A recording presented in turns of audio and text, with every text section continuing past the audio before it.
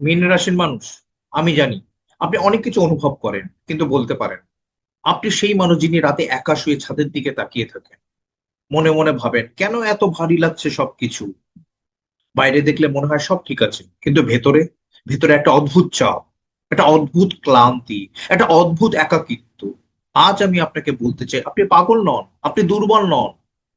এই ভারী অনুভূতির একটা কারণ আছে। এই মুহূর্তে মঙ্গল ও শনি দুজনেই আপনার লগ্নে বসে আছেন বা রাশিতে বসে আছে। দুটোই ভারী গ্রহ একসাথে আপনার ব্যক্তিত্বের উপরে, মনের ওপর। এটা যেন দুটো বড় পাথর আপনার কাঁধে বা বুকে রাখা।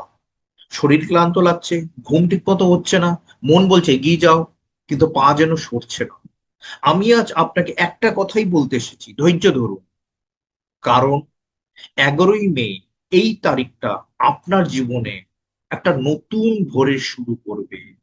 এই দিন থেকে মঙ্গল আপনার রাশি বা লগ্ন ছেড়ে যাবেন, এবং 12ই মে থেকে আপনি নিজেই অনুভব করবেন শরীরটা হালকা লাগছে, বুকের ওপর থেকে একটা ভার সরে গেছে, ঘুমটা হচ্ছে, মনে একটা শান্তি আসছে।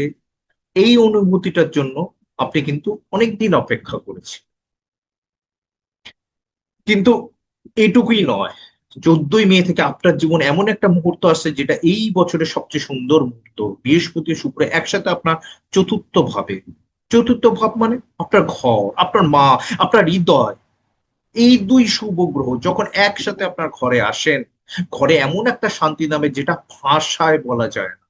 মনে হয় এটাই তো চেয়েছিলাম, এই শান্তিটুকুই তো চেয়েছিলাম।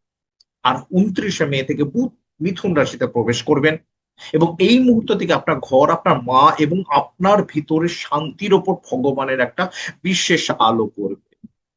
সেই পুরনো ক্লান্তি যেটা মাসের শুরুতে ছিল, সেটা এবার সত্যি সরে যাবে। মীন রাশির মানুষ, আপনি এতদিন যা সহ্য করেছেন, এই মাসের শেষে সেই সহ্যের পুরস্কার আসছে। ভগবান দেখছেন, ভগবান জানেন, ভগবান ভোলেননি। কিন্তু এই মাসে একটাই শিক্ষা, সমর্পণ করুন, ধীর হন, লড়াই করবেন না, কারণ এই মাসে ব্রহ্মাণ্ড নিজেই আপনার হয়ে লড়ছে। আপনাকে শুধু বিশ্বাস রাখতে হবে।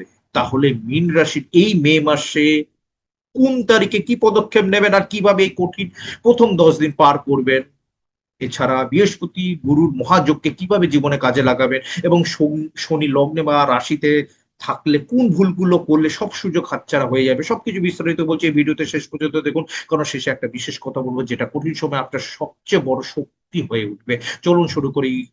জয় মহাকাল।